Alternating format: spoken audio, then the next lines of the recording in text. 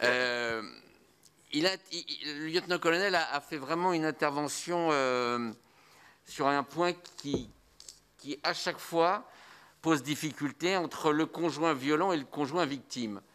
Pourquoi faut-il systématiquement déplacer le conjoint victime au lieu de déplacer le conjoint violent? Donc ça, on a tous été confrontés dans nos responsabilités à ce type de situation, et à un moment donné, c'est insupportable. C'est la double peine, voire la triple peine, j'ai déjà dit, quand en plus il faut qu'on déplace les enfants. Donc il va falloir qu'à un moment donné, on se pose la question sur qui est victime et qui est violent, et comment les services de sécurité, de gendarmerie et de police doivent intervenir dans ces cas-là. Moi, j'ai évidemment apprécié, parce que je me suis reconnu dans ses propos, pour avoir été maire d'une commune rurale, l'intervention de la représentante de l'AMF, Cécile Gallien.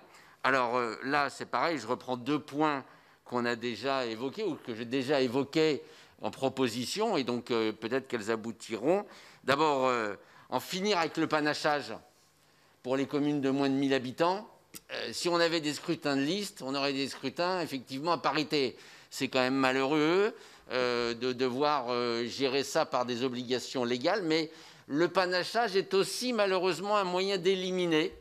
Et donc, plutôt que de choisir, quand on propose une liste, et donc là encore, dans les propositions, en finir avec le panachage et qu'on puisse étendre la même règle pour les élections municipales.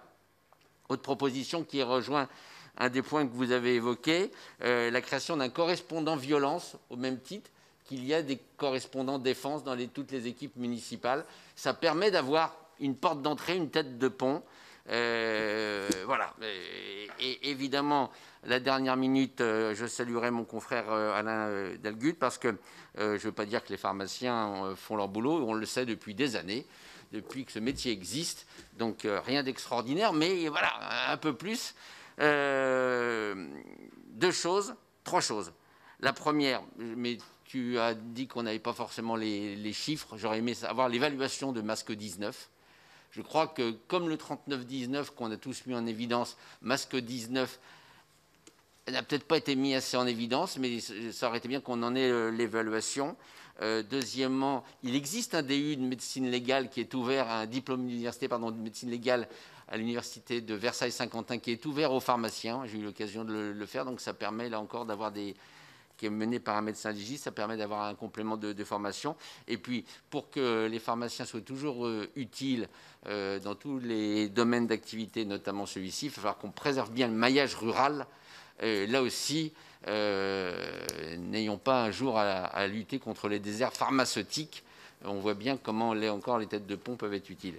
J'avais dit 5 minutes, présidente, c'est fait, un grand merci.